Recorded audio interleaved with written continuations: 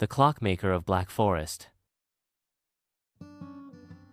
The village of Tick-and-Tock, nestled deep in the Black Forest, where mist rolled over pine trees and cuckoo birds sang at dawn, there was a village famous for its clockmakers. Travelers came from all across Europe to buy cuckoo clocks, pocket watches, and grand timepieces carved with care.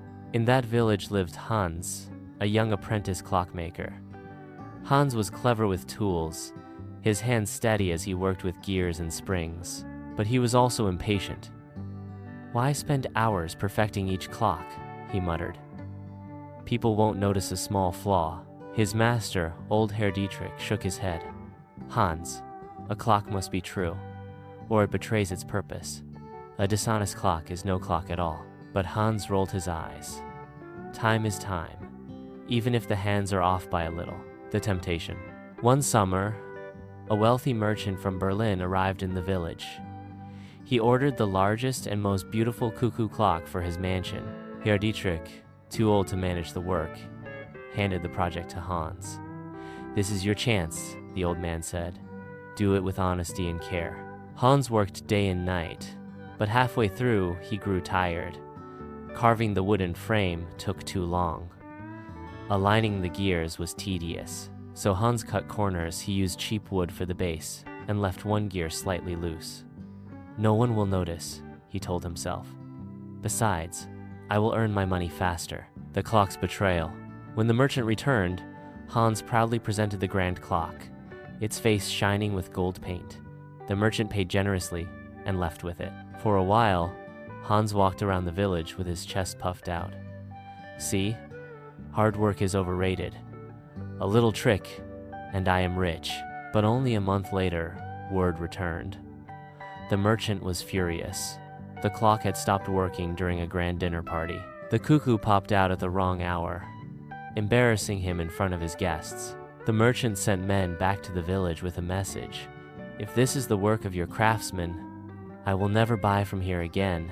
The villagers, whose livelihoods depended on their reputation, turned on Hans. "Your dishonesty shamed us all," they cried. Hans's redemption. Ashamed, Hans went to Herr Dietrich. "I have ruined everything. What do I do?" The old man placed a broken gear in his hand. "You must fix what you broke, not just the clock, but your word." So Hans traveled to Berlin, carrying his tools. He knocked on the merchant's door and bowed deeply. "Sir, I wronged you. Let me repair this clock. Not for money, but to make my work true." Skeptical but curious, the merchant agreed. Hans spent weeks recarving the frame from solid oak, aligning each gear with care, polishing until the clock sang with precision. When the cuckoo finally struck the correct hour, the merchant's stern face softened. "Now this," he said, "is the work of a true craftsman." The lesson of the Black Forest. Hans returned to his village, a changed man. From then on, he worked slowly, carefully, refusing to sell a clock unless it was perfect. Years later, when Herr Dietrich passed away, Hans became the village's most respected clockmaker. Travelers who bought his clocks would say, "You can trust Hans, his clocks never lie." And children of the Black Forest grew up hearing the story. A dishonest clock may tick for a day, but an honest one lasts for generations. Moral of the story: shortcuts and lies may bring quick rewards, but only honesty and integrity stand the test of time.